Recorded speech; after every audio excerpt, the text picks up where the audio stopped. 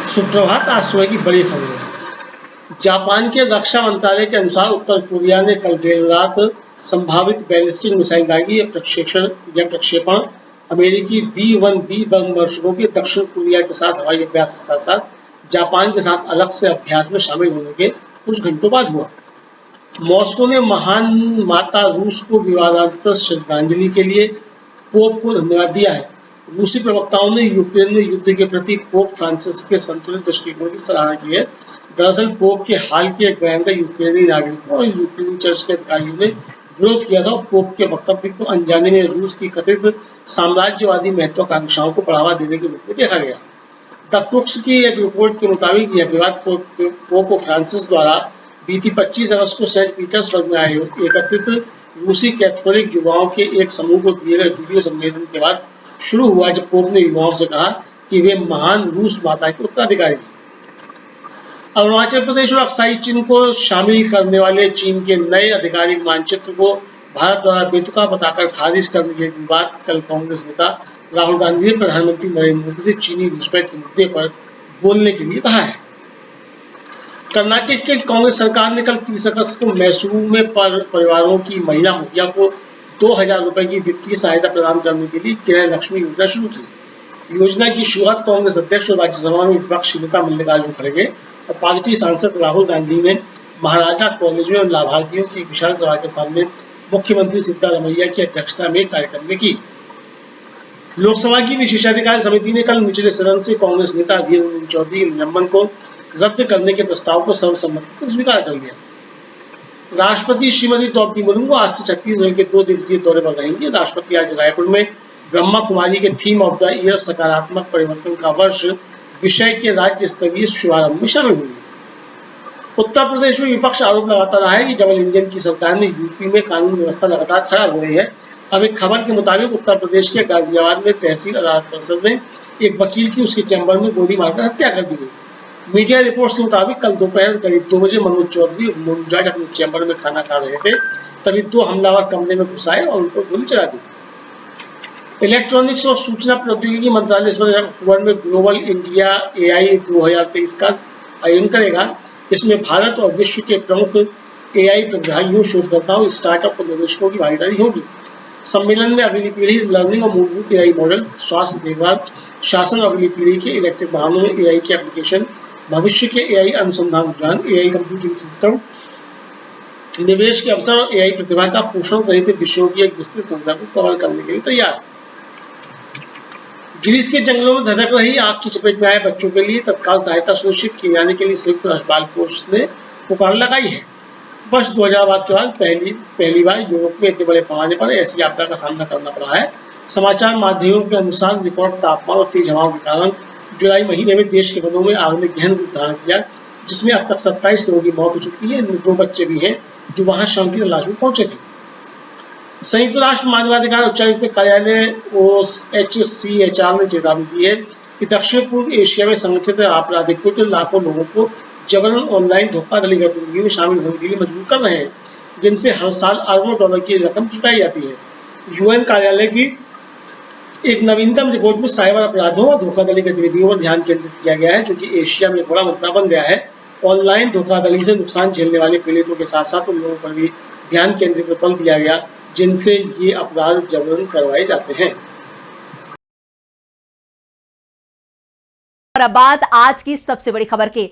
मुंबई में होने वाली विपक्षी गठबंधन की इंडिया बैठक से पहले एनसीपी के मुखिया शरद पवार और महाराष्ट्र के पूर्व मुख्यमंत्री उद्धव ठाकरे ने प्रेस कॉन्फ्रेंस की, जहां उद्धव और शरद ने बताया कि मुंबई बैठक में 26 नहीं 28 दल शामिल होंगे। तो कौन से हैं वो 2 दल जो बढ़ाएंगे इंडिया की ताकत? देखते हैं ये रिपोर्ट। पटना में विपक्षी गठबंधन की बैठक में 16 पार्टियां जुटी थी। बेंगलुरु में यह संख्या 26 हो गई और मुंबई में अब तक 28 पार्टियों के पहुंचने की जानकारी मिल चुकी है। एनसीपी के चीफ शरद पवार ने इंडिया गठबंधन की ओर से मीडिया को संबोधित करते हुए कहा कि हम परिवर्तन के लिए एक साथ आए हैं। 28 पार्टियों का सम्मेलन 31 अगस्त से शुरू होगा। चुनाव में परिवर्तन के लिए विकल्प जरूरी है।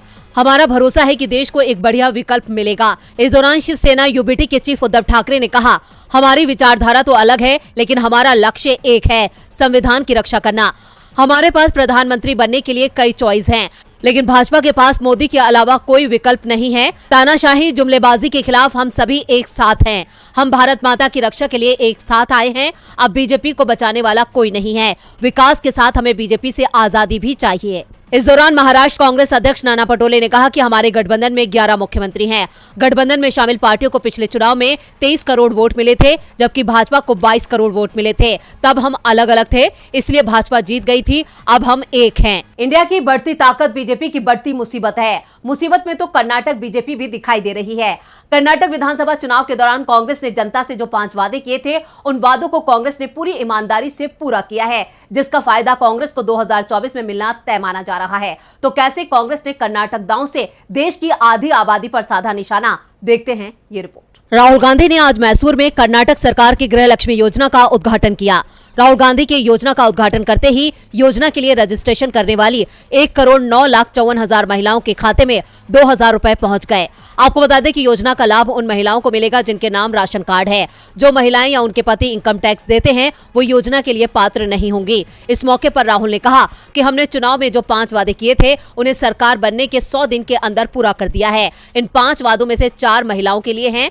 इसके पीछे हमारी सोच है कि जैसे बड़े से बड़ा पेड़ मजबूत जड़ के बिना खड़ा नहीं रह सकता, वैसे ही कर्नाटक की मजबूती का आधार यहाँ की माएं बहनें हैं। राहुल ने आगे कहा कि भारत जोड़ो यात्रा में मैं हजारों महिलाओं से मिला। कर्नाटक में हम लगभग 600 किलोमीटर तक पैदल चले। मैंने आपसे बात की और मुझे एक बात स्पष्ट रूप से समझ आई। आपने कहा कि महंगाई की मार आप पर पड़ रही है। इसकी मार महिलाओं को झेलनी पड़ती है। हजारों महिलाओं ने मुझसे कहा कि वो महंगाई बर्दाश्त नहीं कर सकती। मैं समझ गया कि कर्नाटक की महिलाएं इस राज्य की नींव हैं। इस कार्यक्रम में कर्नाटक के CM Siddaramaiah, deputy CM D K Shivakumar, Congress अध्यक्ष मल्लिकार्जुन खड़गे, कांग्रेस महासचिव केसी वेणुगोपाल और रणदीप सुरजेवाला मौजूद रहे। राहुल गांधी की इस चाल से फिर मात खा गए पीएम मोदी। मात तो कांग्रेस नेता ने भी मोदी सरकार को दी है। कांग्रेस सांसद अधीर रंजन चौधरी को संसद की विशेष अधिकार समिति ने राहत दी है। उनके निलंबन को रद्द कर दिया गया है। आज कांग्रेस सांसद की तरफ से अपना पक्ष रखने के बाद समिति ने निलंबन रद्द करने की सिफारिश के प्रस्ताव को मंजूर किया है। लोकसभा की प्रिविलेज कमेटी ने आज कांग्रेस सांसद अधीर रंजन चौधरी का निलंबन रद्द करने के प्रस्ताव को मंजूरी दे दी। उन्हें मॉनसून सत्र के दौरान निलंबित किया गया था। अधीर रंजन चौधरी ने आज संसद की प्रिविलेज कमेटी की बैठक में अपना पक्ष रखा था। कांग्रेस सांसद ने भारतीय जनता पार्टी के सांसद सुनील सिंह की अध्यक्षता वाली समिति को बताया कि उनका किसी की भावना को आहत करने का मकसद नहीं था। खबरों के मुताबिक कमेटी ने अधीर रंजन चौधरी के सस्पेंशन खत्म करने के लिए प्रस्ताव पारित कर दिया है। इस प्रस्ताव को जल्द ही लोकसभा अध्यक्ष ओम बिरला के पास विचार के लिए भेजा जाएगा। प्रिविलेज कमेटी के सामने पेश होकर बीजेपी सांसद जनार्दन सिग्रीवाल ने भी अपना बयान रिकॉर्ड कराया। संसद के मॉनसून सत्र में लोकसभा में अविश्वास पर हुई चर्चा के दौरान कांग्रेस नेता अधीर रंजन चौधरी ने पीएम मोदी को लेकर कहा था, जहां राजा अंधा बैठा रहता है, वहां द्रौपदी का चीरहरण होता है। चाहे हस्तिनापुर हो या फिर मणिपुर हो, हस्तिनापुर और मणिपुर में कोई फर्क नहीं है। इस बयान को संसद की कार्रवाई से हटा दिया गया था। उनकी इस टिप्पणी के बाद 10 अगस्त को उन्हें सदन की कार्रवाई से निलंबित कर दिया गया था, जिसका इंडिया गठबंधन ने जबरदस्त विरोध किया था।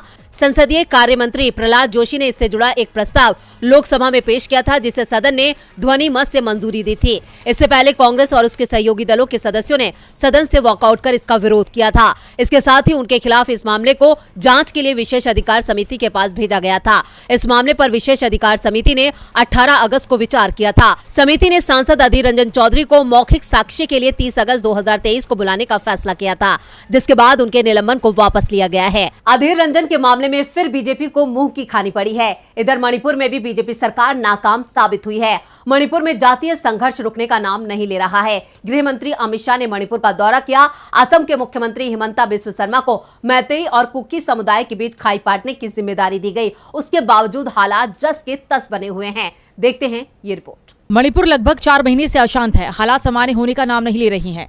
3 मई से लेकर अब तक मणिपुर हिंसा में 160 से ज्यादा लोगों की जान जा चुकी है। 50,000 से ज्यादा लोगों को घर छोड़ना पड़ा है। राज्य के सीएम एन बीरेन सिंह प्रदेश में हालात सामान्य होने का लगातार दावा करते हैं, लेकिन जमीनी हकीकत उनके बयान से अलग दिखाई दे रही है।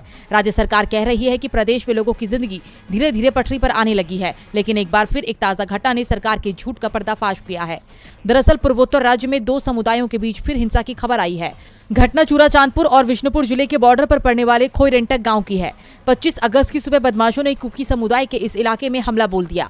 जवाब में गांव वालों की तरफ से भी फायरिंग की गई। खबर है कि गोलीबारी के दौरान गांव के 2 लोगों की जान चली गई है। इस घटना के बाद मणिपुर पुलिस का कहना है कि नारायण सेना इलाके से सटे गांवों में गोलीबारी में 2 लोगों की जान चली गई और 7 लोग गोली या छर्रे लगने के चलते घायल हुए हैं। क्षेत्र में तैनात जिला पुलिस, असम राइफल, सेना और केंद्रीय बलों ने स्थिति को कंट्रोल कर लिया है। मणिपुर मोदी सरकार के लिए बड़ी चुनौती बन गया है। चुनौती तो सीएम गहलोत भी बीजेपी के लिए बन गए हैं। 2023 के विधानसभा चुनाव से पहले ही कांग्रेस सीएम गहलोत ने 2030 की तैयारी भी कर ली है। क्या है पूरी खबर, देखते हैं ये रिपोर्ट। राजस्थान की राजनीति में कांग्रेस ने साल 2018 में ऐसे कदम जमाए कि बीजेपी चाहकर भी पार्टी को सत्ता से नहीं हटा सकी।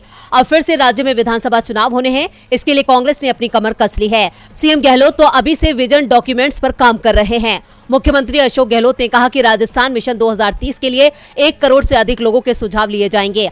दरअसल गहलोत की अध्यक्षता में मुख्यमंत्री निवास पर राज्य मंत्री परिषद की बैठक हुई, जिसमें राजस्थान मिशन 2030 और राज्य में सुचारू विद्युत आपूर्ति को लेकर समीक्षा की गई। मुख्यमंत्री ने बैठक में मंत्री परिषद सदस्यों को अपने अपने विभागों के विजन 2030 डॉक्यूमेंट को सितंबर 2023 तक तैयार कराने के निर्देश दिए।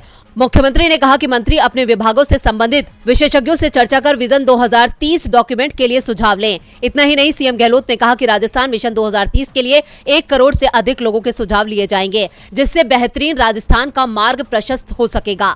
सीएम गहलोत ने कहा, हर क्षेत्र में नियमित विद्युत आपूर्ति के लिए राज्य सरकार संकल्पित है। सीएम गहलोत का लक्ष्य विजन डॉक्यूमेंट के जरिए जनता को साधना है। अब देखना होगा कि चुनाव में उन्हें इस डॉक्यूमेंट से क्या फायदा मिलता है।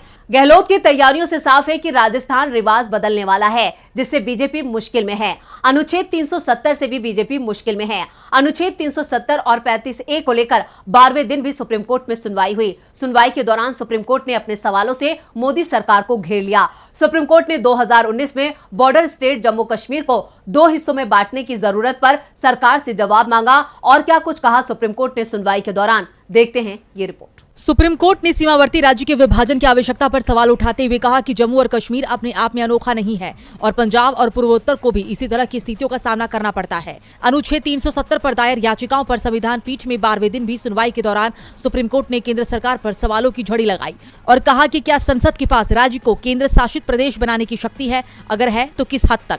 अगर यूटी की स्थिति अस्थायी है तो कब तक? जम्मू कश्मीर में चुनाव कब होंगे?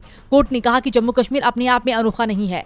पंजाब और पूर्वोत्तर को भी इस तरह की स्थितियों का सामना करना पड़ रहा है। सीजीआई ने पूछा कि आपने एक केंद्र शासित प्रदेश रहने क्यों नहीं दिया? जम्मू कश्मीर और लद्दाख 2 क्यों बनाए? जस्टिस संजय किशन कौल ने पूछा कि अगर आप लद्दाख को अलग किए बिना पूरा ही केंद्र शासित प्रदेश बनाते तो क्या असर होता? एसजी मेहता ने कहा कि पहले अलग करना अनिवार्य और अपरिहार्य है। असम और त्रिपुरा को भी पहले अलग कर केंद्र शासित प्रदेश ही बनाया गया था। एक स्टेट को केंद्र शासित प्रदेश नहीं घोषित किया जा सकता। सीजीआई ने कहा कि चंडीगढ़ और पंजाब से ही विशिष्ट तौर पर अलग कर केंद्र शासित प्रदान कर दोनों राज्यों की राजधानी बनाया गया। केंद्र की ओर से एसजी तुषार मेहता ने सुप्रीम कोर्ट को बताया कि जम्मू कश्मीर को जम्मू कश्मीर और लद्दाख को केंद्र शासित प्रदेशों में विभाजित करना एक अस्थायी उपाय है। भविष्य में जम्मू कश्मीर केंद्र शासित प्रदेश से राज्य के रूप में वापस कर दिया जाएगा। चुनाव के लक्ष्य तक पहुँचने के लिए कदम उठाए जा रहे